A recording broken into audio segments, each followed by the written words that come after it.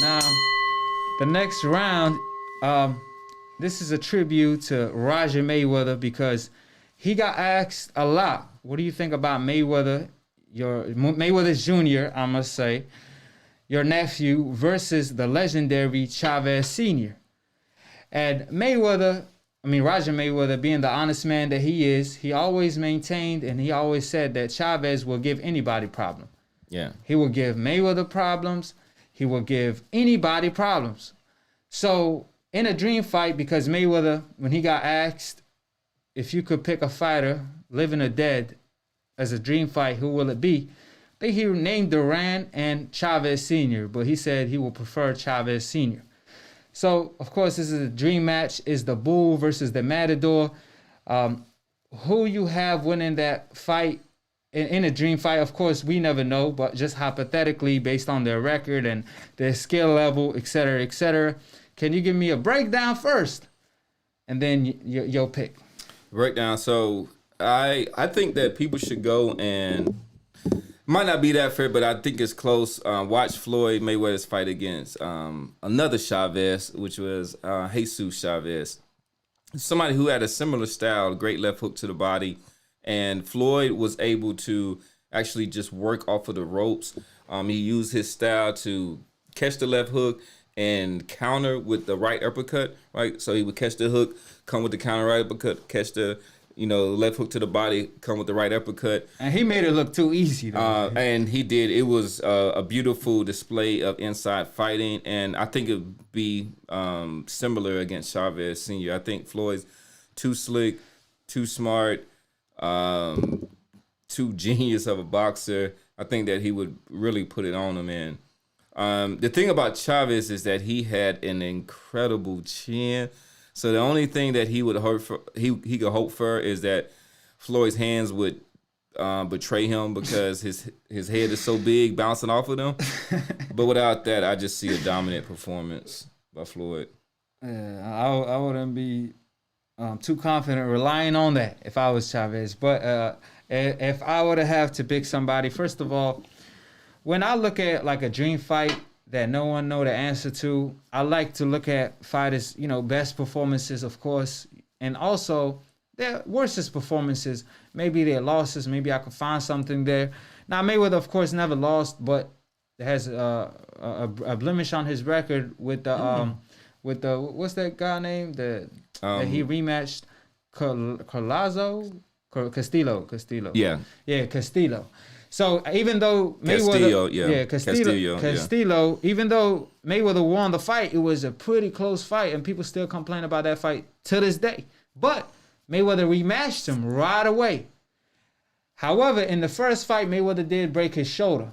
I'm not making excuses. He did break his shoulder during the fight. Not break, his rotator. Rotator cuff, yeah. It's kind of like Devin Haney last fight. Yeah, but exactly. He still found a way to win against a tough opponent, possibly the best 135-pounder at the time.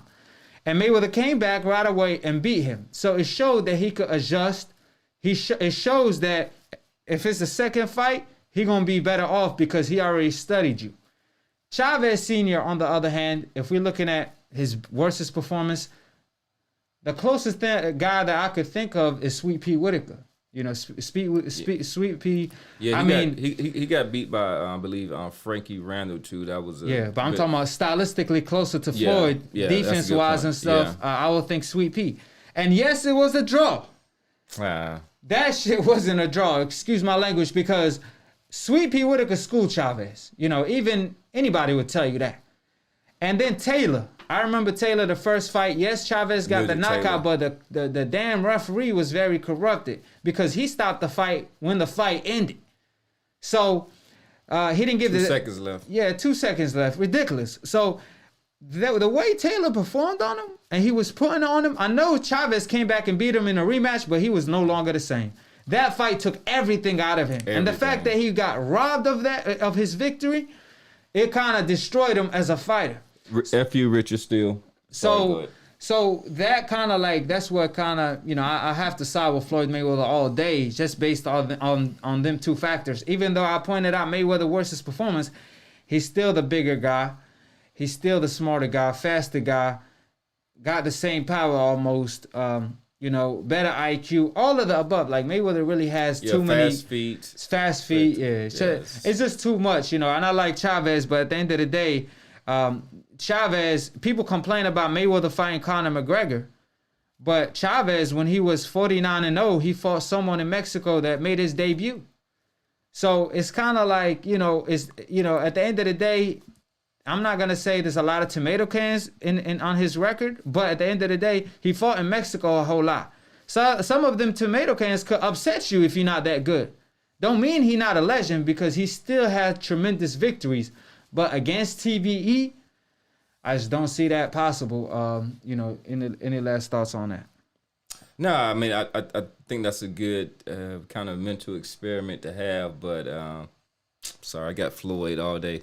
I got actually a couple of other fighters that I will put above Chavez Sr. respectively. Hey, everybody clowning me over here, talking about I'm looking like a Mortal Kombat character. And y'all already know I'm here ready to finish someone. You know what I'm saying? We see T-Tone back. I didn't finish you last time. I'm going to finish you this time. T-Tone, call in.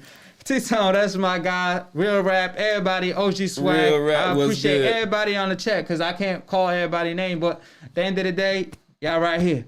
So on to the next round. Oh my God, man. I just peeped the next topic in the next round. So where we at? So we got Bruce Lee. You know I love Bruce Lee. Yeah. Now there's a movie about him that just came out. So I was like, man, Bruce Lee. And the actor did a pretty damn good job. I thought it was Bruce Lee for real, you know? However, the way they portrayed his character, it hurt my feelings, because I could no longer watch the movie after what I saw they did to his character. They made him seem like a clown / an asshole. Bruce Lee? That's like making a movie about Muhammad Ali and changing the perspective of what Ali was, or Floyd Mayweather, for example, which I'm gonna talk about in a little bit. So, but it wasn't a story about Bruce Lee. He was just in it. You talking about Once Upon a Time in Hollywood? Yeah. Okay. But I'm saying that's a real life character right there. That's a real life story. Yeah, like, it was actually based on real life. Y'all gotta make tribute of that man. Y'all can't just clown his character. So that's the scene when he was in Hollywood. And basically, he was clowning Muhammad Ali, saying, "Oh, he ain't all that and stuff." And then I don't know who was the other character. Yeah, he was a stuntman. So the guy from The Hopeless, what's his name? Brad Pitt. Now, of course, what he said was pretty funny. I'm not gonna cap. Like, I understand the whole comedian scene or whatever they try to portray, but y'all can't clown Bruce Lee like that, because first of all, Bruce Lee don't even talk like that. When he talks about boxers, what he stated in the past.